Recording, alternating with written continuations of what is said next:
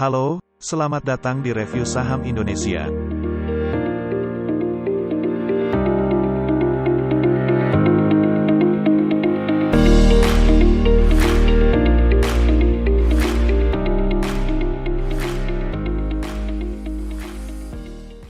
Di awal tahun 2022, dunia dihadapkan dengan isu krisis energi. Hal tersebut bukanlah hal pertama yang didengungkan, melainkan menjadi isu bersama dari masa ke masa. Banyak negara yang berupaya untuk membuat terobosan dengan berinovasi menciptakan energi terbarukan. Namun nampaknya ketergantungan bahan utama energi dari fosil hingga saat ini masih belum dapat dihentikan. Secara resmi pemerintah Indonesia melakukan pelarangan ekspor batu bara ke luar negeri dari tanggal 1 Januari hingga tanggal 31 Januari tahun 2022. Pemerintah melalui Menteri Keuangan, Sri Mulyani, ikut membahas tentang pelarangan batu bara tersebut. Beliau menyampaikan kebijakan ini diputuskan untuk menjaga keberlanjutan pasokan listrik nasional. Dia mengakui, pilihan pemerintah antara listrik dalam negeri mati atau lanjutkan ekspor batu bara. Beliau juga menyampaikan pelarangan ekspor ini adalah kebijakan yang paling tepat mengingat setiap kebijakan pasti menuai pro dan kontra. Di awal tahun 2022, Bursa Efek Indonesia kedatangan emiten baru yaitu PT Adaro Mineral Indonesia dengan kode emiten ADMR. Emiten tersebut resmi melantai pada tanggal 3 Januari tahun 2021 dan mencatatkan dirinya sebagai yang pertama go public di tahun 2022. Perusahaan ini adalah perusahaan mining coal yang menjalankan usahanya melalui anak perusahaannya. Hari pertama melantai, harga saham emiten ini langsung melonjak tinggi sampai batas atas atau auto reject atas dan diikuti dengan hari kedua. Hingga hari kedua melantai, harga emiten saham ini melonjak 82% dari harga awalnya. Dengan adanya pelarangan ekspor batu bara oleh pemerintah Indonesia, bagaimana pengaruhnya dengan emiten ini? Mari kita simak bahasannya. Krisis energi memaksa beberapa negara untuk terus melakukan impor batu bara dari negara produsen batu bara. Salah satunya adalah Indonesia sebagai negara ketiga produsen batu bara terbesar di dunia. Negara-negara seperti Cina, India, Vietnam dan Turki diprediksi akan terus melakukan impor batu bara setidaknya dalam 10 tahun ke depan. Di tahun 2020, Cina merupakan negara pengimpor terbesar dengan volume sebanyak 80 juta ton.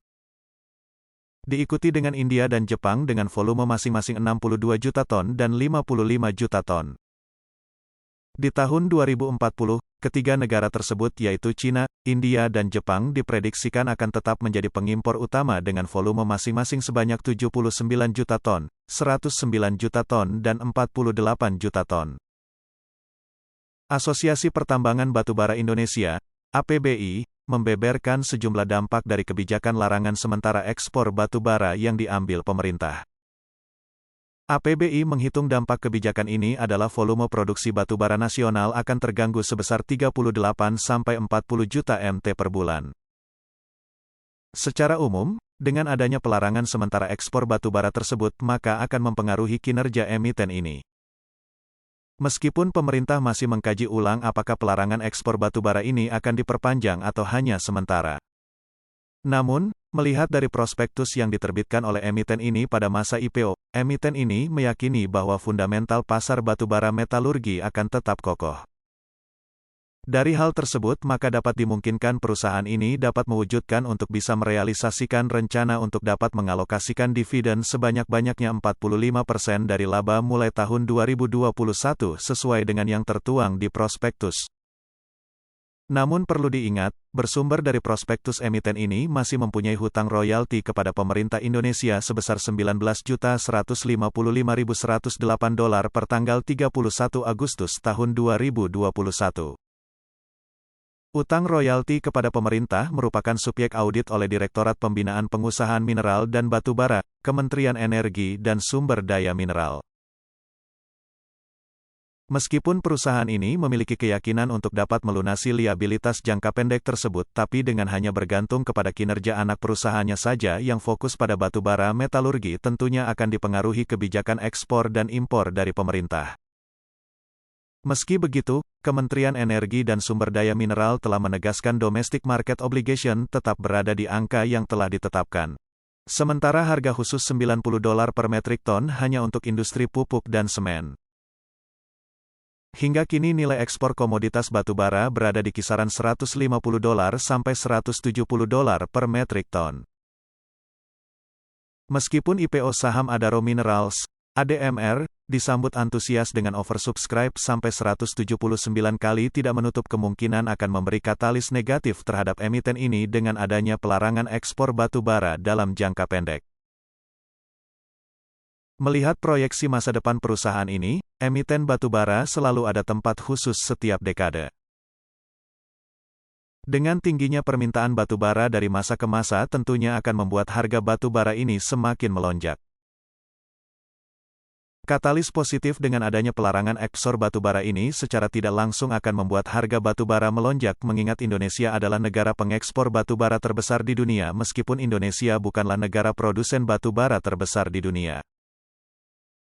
Namun, menurut para analis tren saham di bidang energi fosil masihlah menarik.